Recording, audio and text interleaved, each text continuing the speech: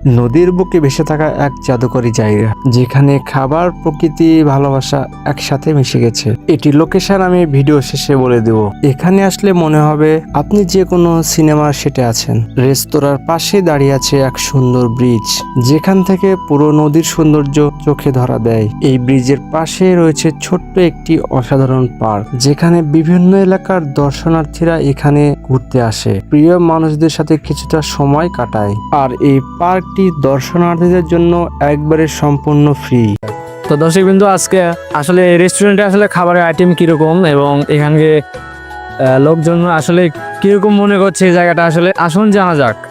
আসলে খাবারগুলো কিরকম মনে হচ্ছে এখানকার রেস্টুরেন্টের? হ্যাঁ, খাবার আমরা দুইটা বারবিকিউ পাস্তা অর্ডার করেছিলাম। খাবারের মান আছে ভালোই, তবে আরো কিছু ইমপ্রুভমেন্ট করার দরকার আছে।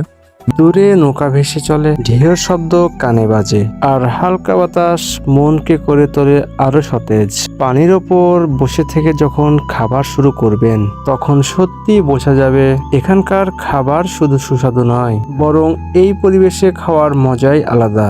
দিনে সূর্যের আলো পানির গায়ে ঝিকমিক করে খেলা করে, আর সন্ধ্যা হলে চারপাশে আলো আধারি পরিবেশ একবারে রোমান্টিক হয়ে ওঠে। ব্রিজের ওপর দাঁড়িয়ে কিংবা রেস্তোরাঁয় বসে মনে হবে সময় একবারে থেমে গেছে। এই জায়গাটা পরিবার, বন্ধু কিংবা প্রিয় মানুষ নিয়ে সময় কাটানোর এক অসাধারণ জায়গা। মহানন্দা নদীর সৌন্দর্য এবং ভাসমান রেস্টুরেন্টের অভিজ্ঞতা মিলে হয়ে ওঠে এক স্মরণীয় স্মৃতি। যারা একটু ভিন্নভাবে সময় কাটাতে চান, তাদের জন্য এই রেস্টুরেন্টটি এক অসাধারণ জায়গা। মনে হয় যেন শহরের ভিড় থেকে একদম অনেক দূরে, প্রকৃতির কোলে এক শান্ত সুন্দর পৃথিবীতে চলে এসেছি।